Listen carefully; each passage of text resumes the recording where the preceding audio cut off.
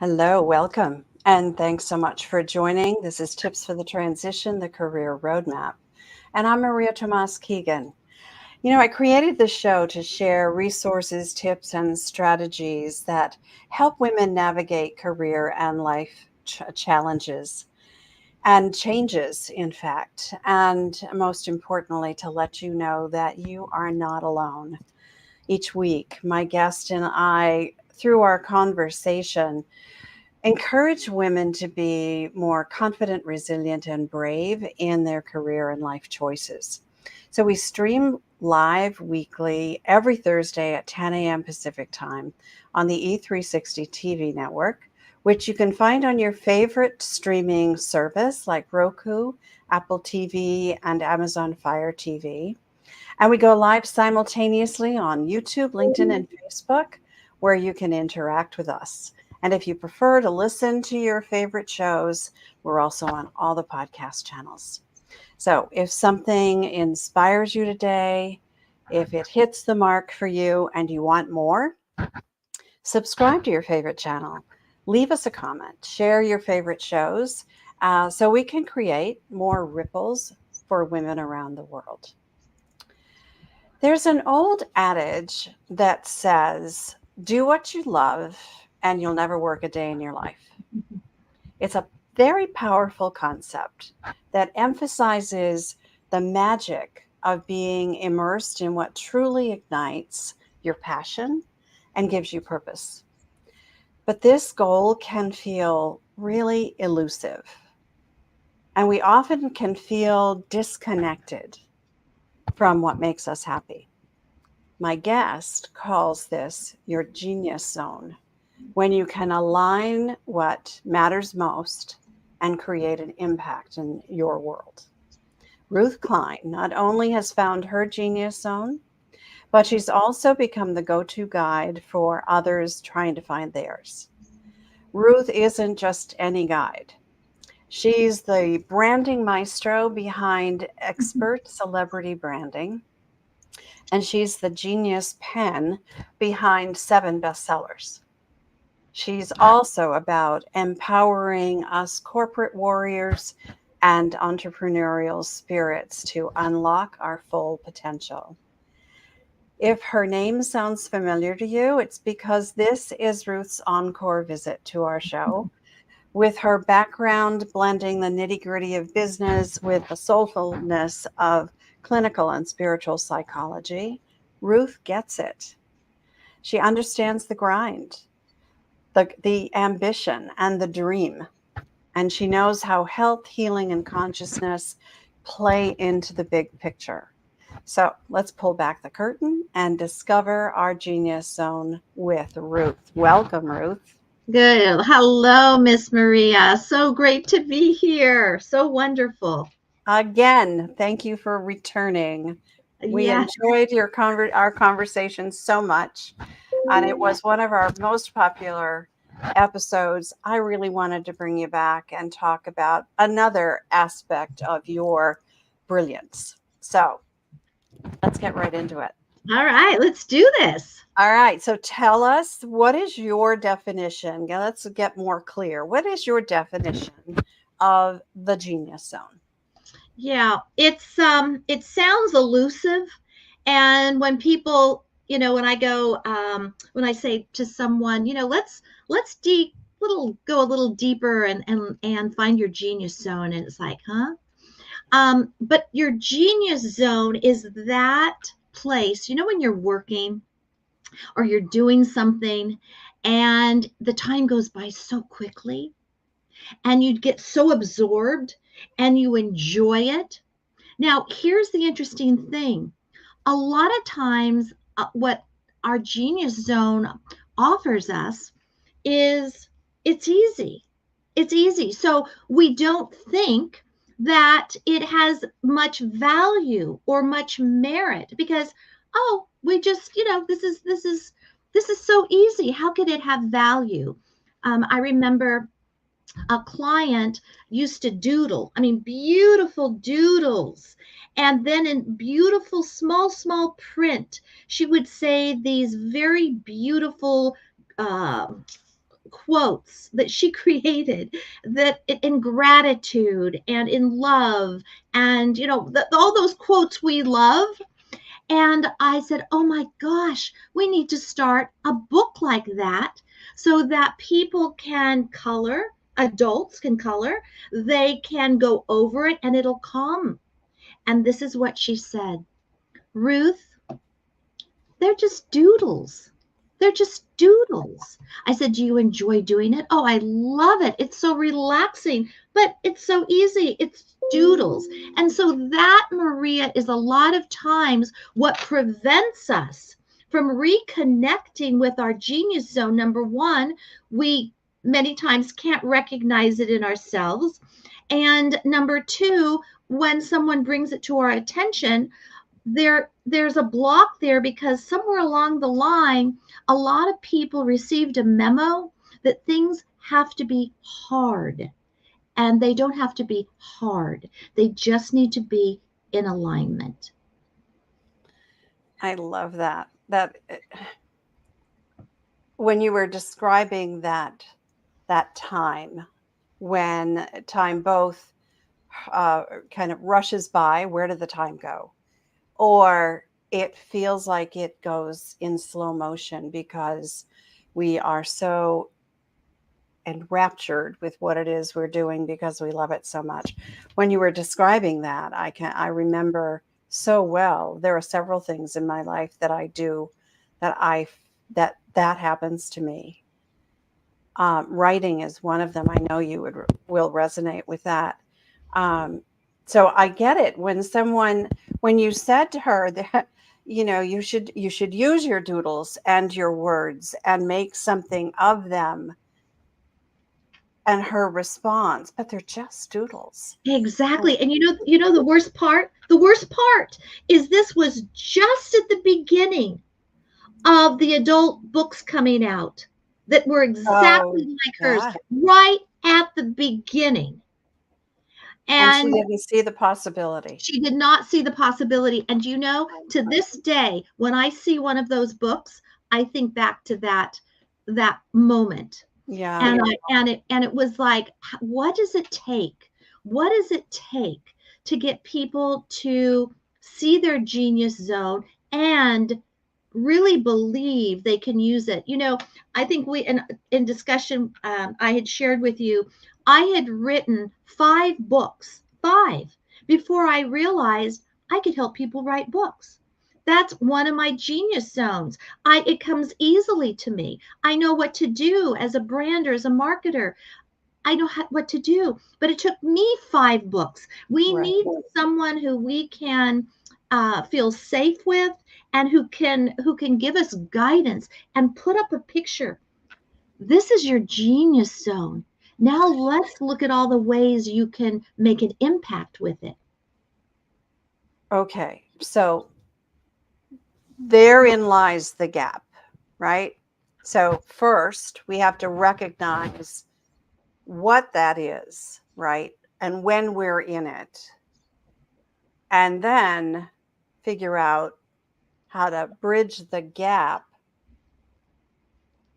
to know what to do about it. So why does that matter? Why does it matter that we use our genius zone and bridge that gap so that we create an environment where we can be in it more? Why does that matter? That's a great question, because we right now, if we were to ask 100 corporate souls, entrepreneurial souls, chances are 98 would say that business, it's tough. And there's just all of that goes with that. And I would venture to say that if we could let them know, number one, the first step actually is to let people know you have a genius zone. You have a genius zone. I promise you, you have a genius zone. We've all been gifted with that genius zone. We've been divinely gifted with that genius zone. And then once we know that we have it, then how do we, like you said, how do we know what it is? And number three, what do we do? How do we connect it? How do we align? But to answer your specific question, why does it matter? Because your career, your work, and your life and your relationships become more in alignment. There's more enjoyment. There's less frustration. There's less stress. And when you're working and living in your genius zone, it helps to regenerate you, gives you energy, gives you joy. So you heard me say working in your genius zone and living in your genius zone. So I realized that I was so focused working, and I try and work in my genius zone all the time, and I delegate almost everything else out. But the living part was off. I was disconnected to the living part. And I used to dance and sing, and I was in 42nd Street years ago, but I have a piano sitting here, and I wasn't utilizing it. And so I was off balance. And because of that, I wasn't feeling regenerative outside of business. Business was giving me the regeneration, the alignment, but outside of that, it didn't, until I realized, wow, I'm not dancing, taking adult tap dance classes. I can sit down and play my piano. I can, I love to sing. There was a time when I would go to YouTube and I would have the words and I would sing. And I mean to tell you, I was so happy and regenerative. So that is why it matters. And in your business, here's an interesting piece that I just thought of. I love Mondays. Get into work because I love what I do. And what I do, it is my genius zone. I was talking to a new client, and after the second session, she goes, "Are you magic?" No, I'm not magic. I'm just connected to what I know I can do well. And it comes easily, and it makes me so happy to help those clients. So that's why it matters, Maria. It matters because we don't have to make life, our business, our careers, our relationships, our living, we don't have to make it difficult. And when it is difficult, we're not doing anything wrong, but we need to stop. We need to pause, and we need to say, okay, how can I make my career more in alignment? How did I get disconnected? Right. Yeah. How can I make it easier for myself? So, the phrase or the label, the term genius zone. I know a lot of people who hear that and think it's a brainiac kind of thing. We got to be smart to have a genius zone. That's not what you're saying at all. No. Another way to describe it would be your happy place, right? What brings you joy? What makes you happy? When you're doing whatever it is you do, does it come easily? You said that earlier. Those are the things that I think we need to be thinking about to discover what we could call our genius zone. And you call it whatever you want. But for purposes of this conversation, we are referring to it as your genius zone. So how do you discover that? Yeah. So what did you love to do when you were younger? So the gal that I was talking to you about, she loved art. She loved, she would relax and doodle when she was younger, even. And she just has a very heart-centered spirit about her, and it shows up. I loved to dance. I was in recital after recital. I loved to sing. I love music. I love all those things now. So I was in the orchestra.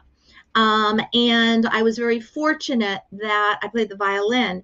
And in high school, we had a really good orchestra and we had a really good drama uh, group as well. And so I got introduced to musicals. I love musicals. Why? There's dance, there's singing, there's music, it's upbeat. And so it's I loved to write in high school. I remember I loved to do creative writing. I never did what the teacher asked. I was supposed to make an outline. I thought that was boring. I didn't want to make an outline. That's why my papers weren't organized, but they were creative. And I loved to write. I loved to talk. When I was really little, my brother is 5 years older. He'd have to pull me away from people because I would just go up and talk. And to this day, my children say, Mom, you'll talk to anybody. And my response is, why not? Why not? And so, which is the name of my last book, Generation Why Not. And so it's, what did you really love to do?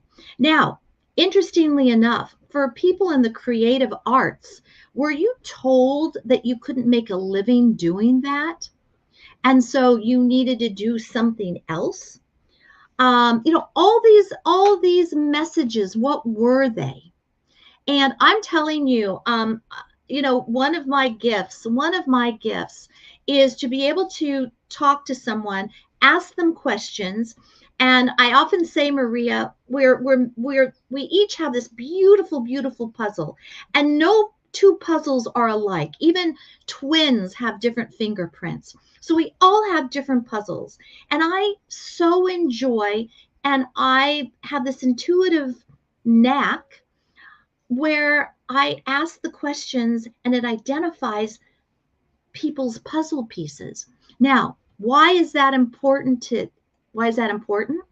Well, let me share with you, when I took the SATs to get into college, because I'm able to do that, I completely did horrific on the SAT test to get into college. Why? Because they would say, this pen is similar to this cup as this computer is to these glasses. And there was supposed to be one answer. Really? I can take anything and put a story together. So many years later, and as a result, I didn't think I was that smart because, oh my, that tested how smart you were, right? That's what I thought. And now that's my genius zone. And so I just give me the glasses, give me the pen, give me the computer, and give me this holiday cup, and I'm going to help you with messaging. It's so easy for me. Okay. All right. I love your energy and I love the way you tell stories. So we now have learned a lot about you. Uh, and and I said in the intro that you figured out how to be in your genius zone, and that's both living and working.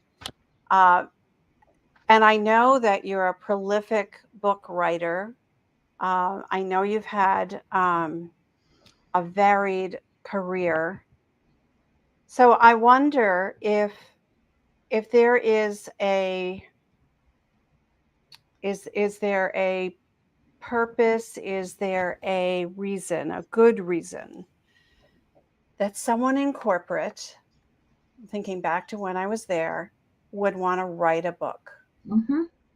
Tell me about that. We're getting into the other area of your genius zone. So tell me about that. That's excellent.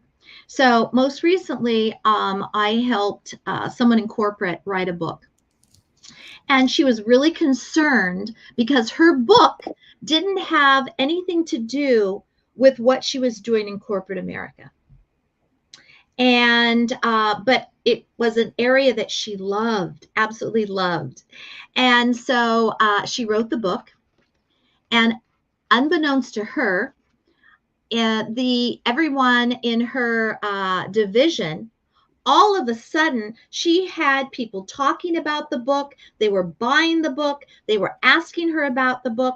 All of a sudden her visibility increased manyfold. And she, it's so interesting. She wanted more recognition. She wanted to be more visible in her division. She did not put these two together. And so we think that, I have a job, I have this, what I do in corporate. I don't need to write a book. Well, I'm going to give you another example. For those of you who know Malcolm Gladwell, he was working in corporate, if you were, at a newspaper company. And he wrote a book on, I think his first book was The Tipping Point, perhaps. That was a fabulous book. And it was something he was interested in. And he had knowledge about it. And he researched it. And it became a runaway bestseller. And now he's written many, many books. And quite honestly, I don't know if he's still working for the paper. So there is such room for that. C-level executives. Wow. It would be it's a phenomenal opportunity for people in management, C-level, to write a book of their experiences and their management style, their mission. Yeah. Because that's your brand. That's who you are. That's the essence of it. I'll give you another example. CEO Schultz, can't think of his name right now, Starbucks. So I was not a fan of Starbucks when they first opened because they were kicking out a lot of independent coffee shop owners. And but there was a book, Howard Schultz, and I was at Starbucks in Santa Barbara, Maria, and I love books. And so I picked it up and I started reading it. I loved Starbucks after that. He told me his story. I knew the essence of who he was. Right. I'll never forget it. I'll never forget it. I love what you said at the beginning, that the story, if you like stories, if you like to write, and as a corporate person, first of all, you do have to carve out the time to do it.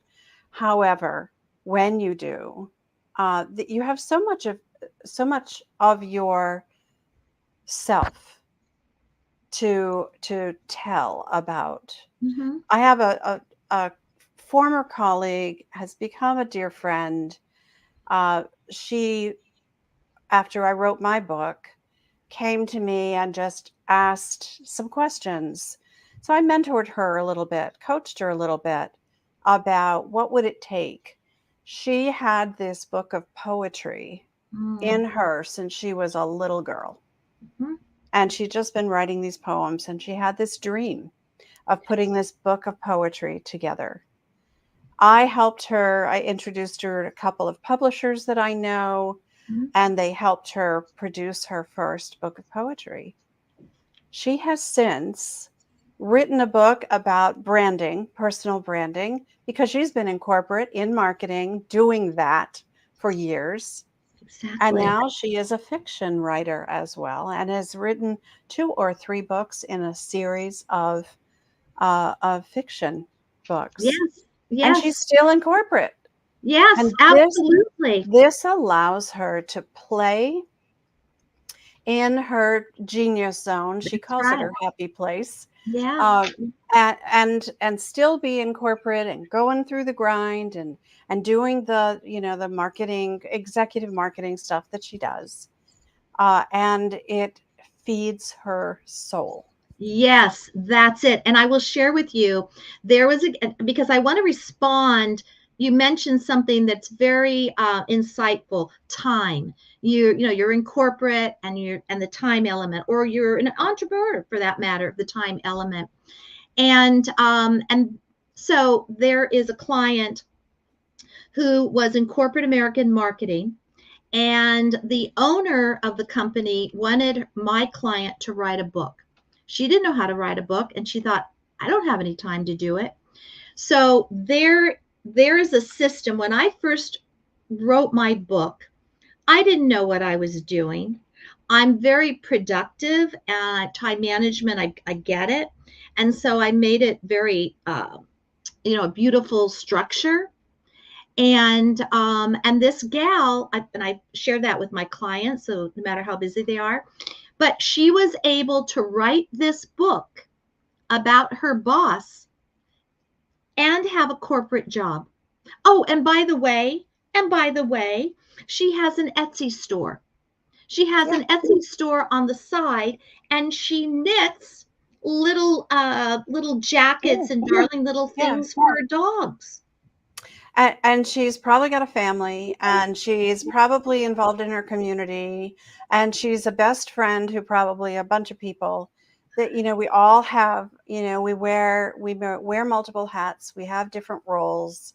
And when we can, I love the way you put it, when we can align ourselves with what makes us happy, Mhm. with what brings us joy, even even when you might be working in a place that doesn't feel aligned. I believe you can change that to be more aligned. But even if you're working in a place that doesn't feel aligned and you can find alignment elsewhere, Mhm. it makes the work you're doing easier. Absolutely. And here's you mentioned something. I would ask the question, I would have the person again stop and pause.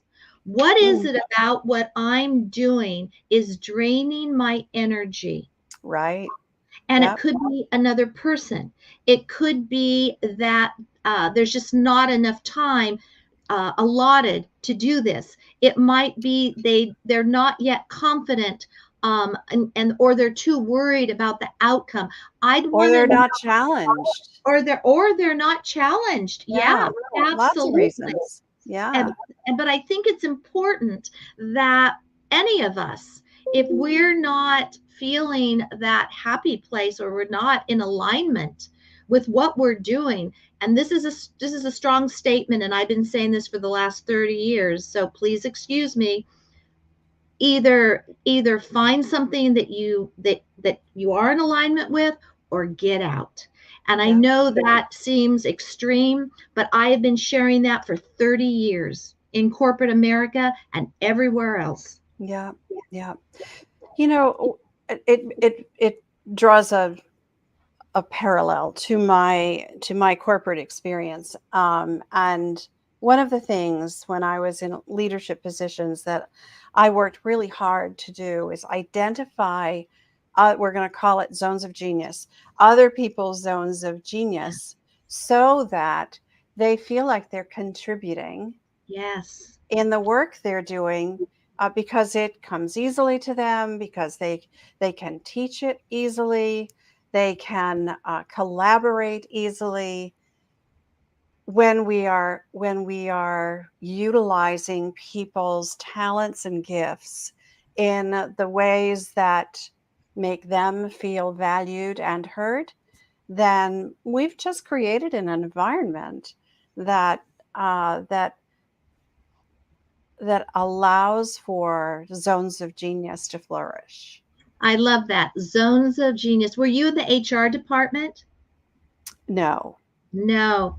That wouldn't it be lovely if the HR department, and the people in there looked for the zones of genius, or Mm, people in corporate could go up to the HR or their manager and let them know that, you know, uh, they'd like to have what they're doing more in alignment without the yeah, fear that they're going to get canned, or the fear that the miscommunication, oh, you don't like your job, but to right. have it more in alignment. And so what you did is such a gift, such a gift It's why to I do what I do today, and in helping women navigate career challenges more easily, and get to the point where they decide what it is they really love to do.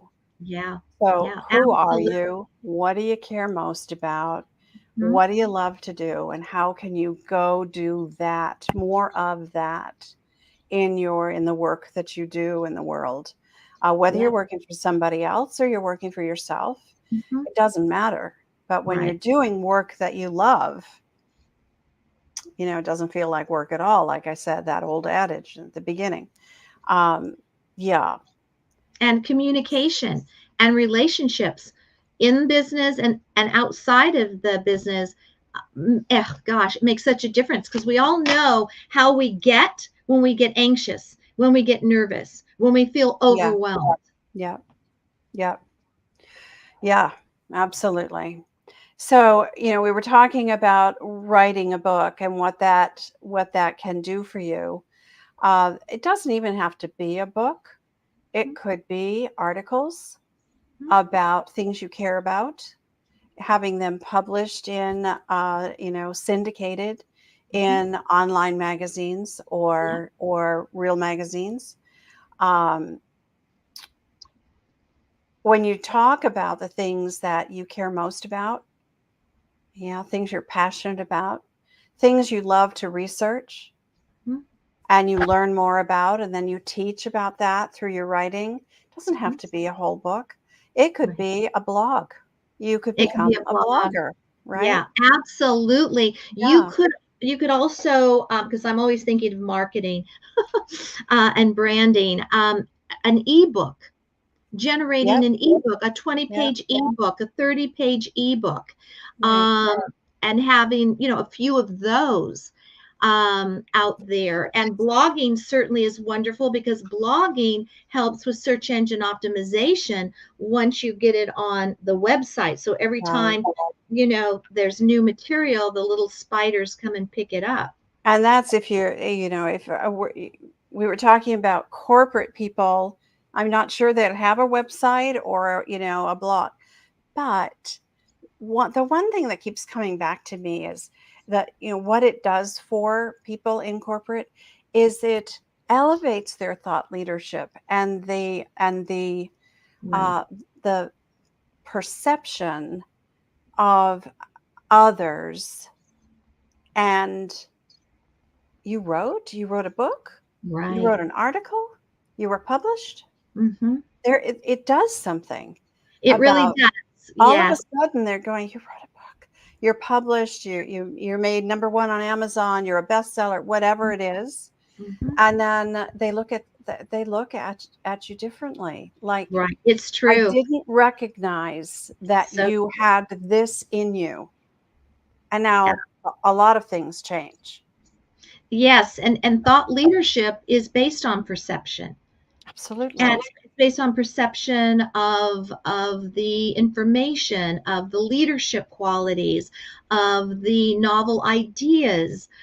Absolutely. Yes. Yes, and it advances your personal brand, Yes, right? absolutely. And you need that in corporate America because Yeah, you have it, whether you recognize it or not, on outside of corporate America. yeah. So let's talk about that a little bit.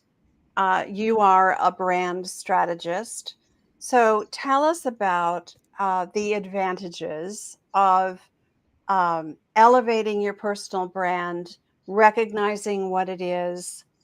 I guess it goes that way first. Recognizing what it is, how you want to be seen, and then the advantages of kind of using your personal brand. Right. So, good question. So, branding, in terms of branding, a lot of it has to do with visibility, right? You want to be visible, not to show off. I mean, if you want to show off, go ahead and show off, but to have an impact, that Mm, your words matter, that your thoughts, oh, that's odd. I never thought to think like that. I never thought about that.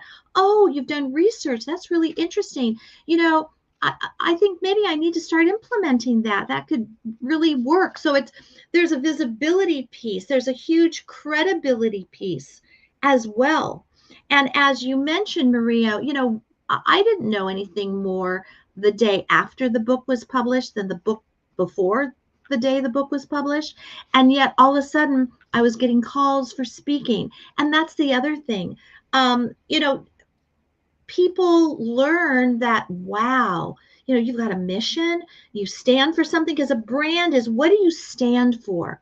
And I don't care where you work, what do you stand for?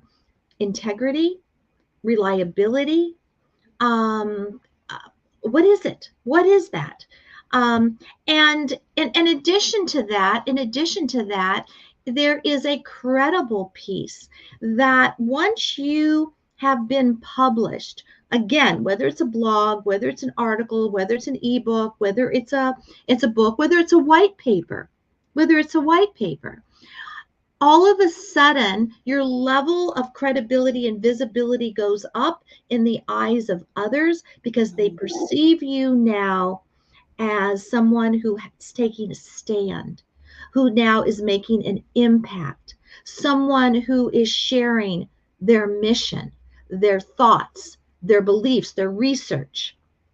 And we do that not only to because we want to, but because we want to make an impact. There's a reason we write what we do. We want to help someone. Every single author I have ever worked with, they always say, I want to write this book because I wish I had this book and there was no book out there to help me.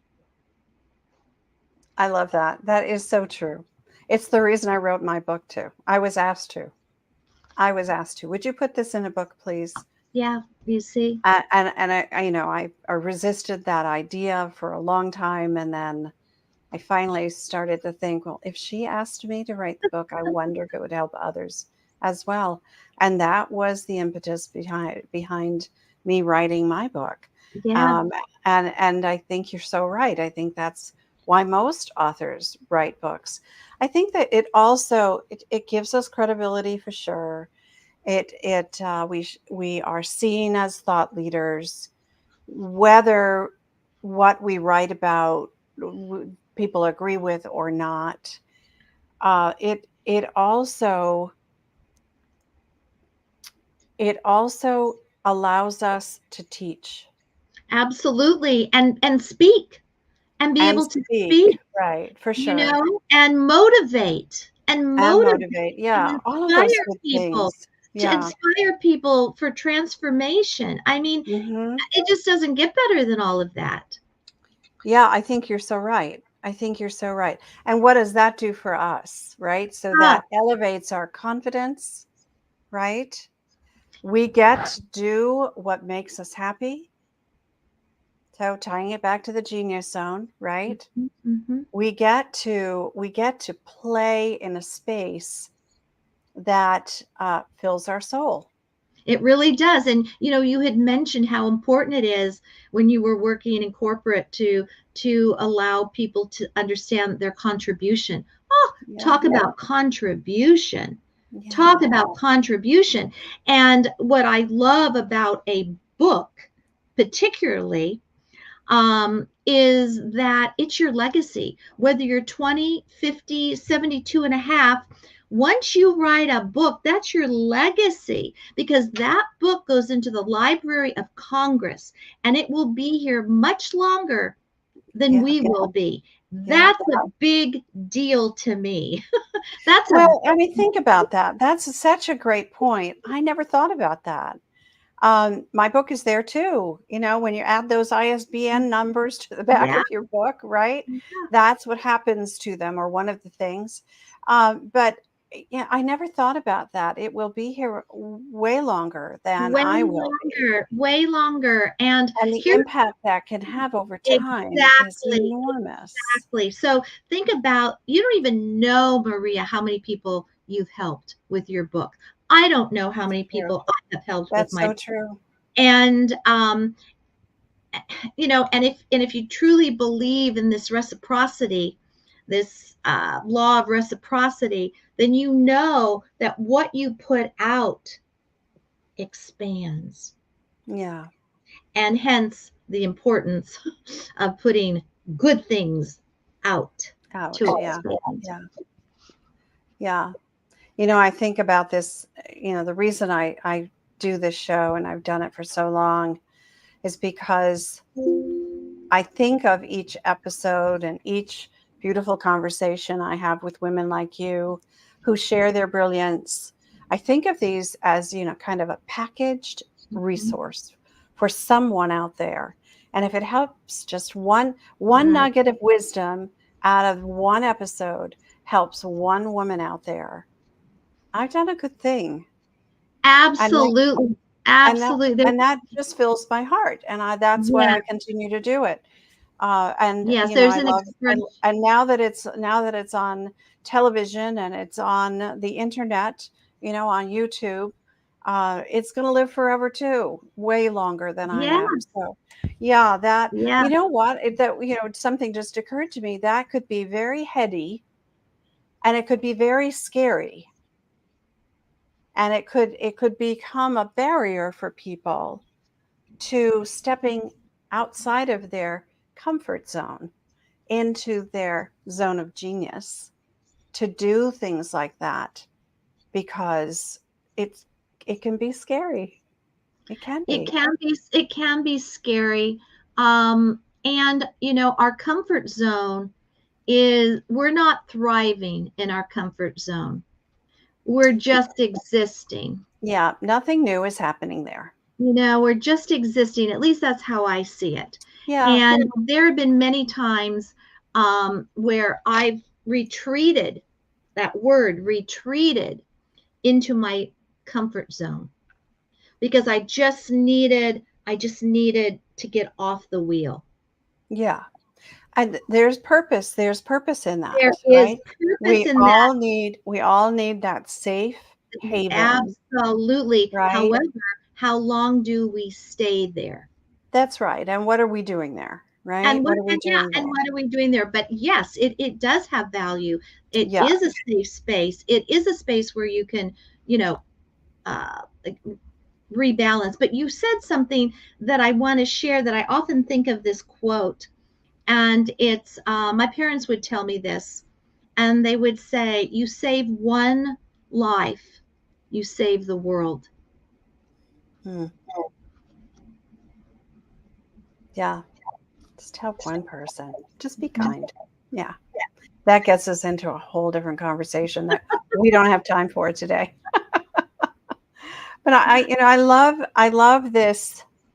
Um, I love how this conversation kind of evolved into, starting with, what is a genius zone, and then how can we use it, and what are the gifts we get to share when we're there in that zone, that our happy place where we feel fulfilled, and we get to share that with others.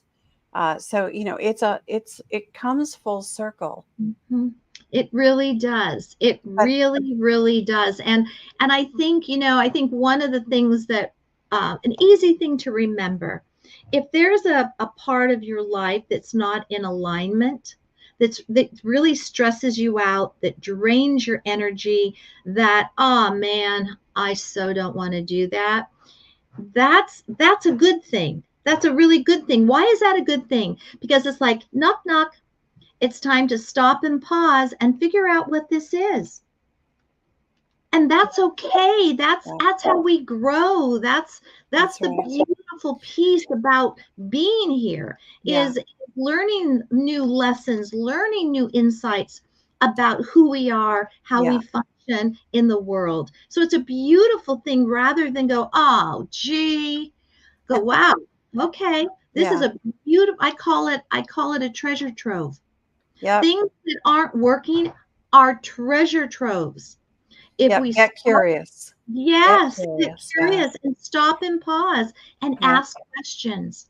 yep, Ask yourself questions. yep. Absolutely. This is all a journey of, introspection and learning and practicing, putting things into practice, taking baby steps and Mhm. growing as we go. So yeah, this we could talk about this forever. I would love for you to just kind of wrap this up for us, Ruth. Put a bow on it for us. What what are your key takeaways from from our conversation today, and or some practical tips and strategies that you would like to share? Okay. I'm gonna do some practical tips. So people can start identifying their genius zone. I think we had shared so many different anecdotes of what that might look like, and it's still something that is growing. But um, first step one: identify all the things that you enjoyed when you were younger and put them to age groups, maybe up until 10 or 12, then maybe up your teen years, and then starting 21 to 30. What did you enjoy doing? And if you're over 30, then 30 to 40. Take the decades. What did you love to do? And see if the things that you loved to do in different decades are similar. And the second step is make a list. What is it? For me, it would be dancing, talking, writing, speaking, music, singing, communicating. Okay. And of course, I do all of those now. Are you doing those? So come up with one word that hits, and chances are, in many decades, you have that. And then the third step is, how can you start incorporating one of these, two of these joyful items in your career? And how can you start incorporating that one or two in your living arena? And then add, if you want, another one and another one, but slowly. Do it slowly. And here's the thing.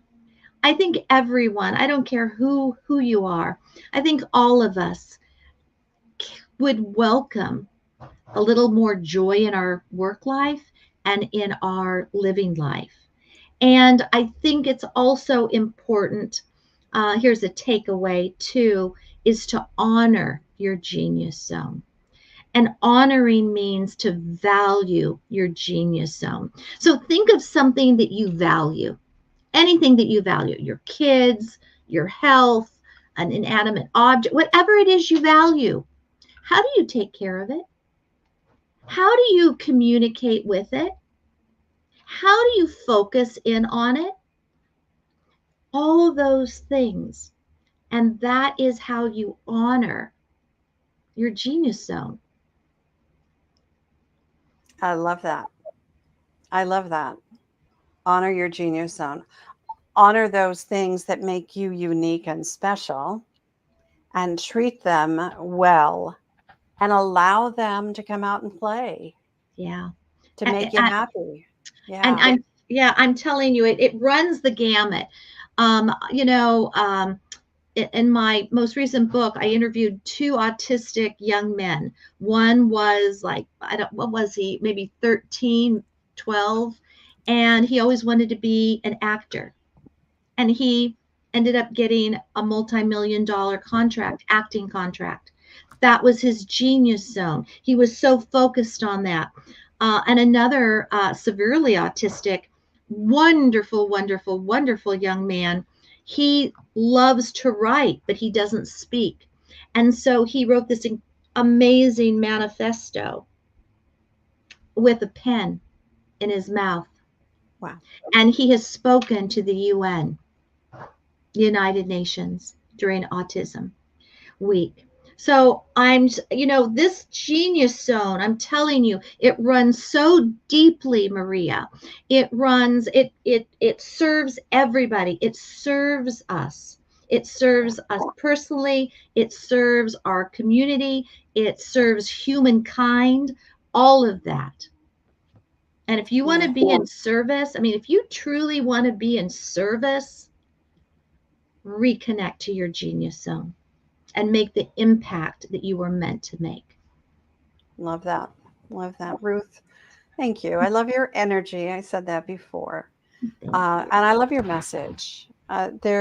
We can all use a little bit of help digging into the things that and uncovering. I dig in and uncover the things that make us special, Mhm. the things that make Yeah. us happy.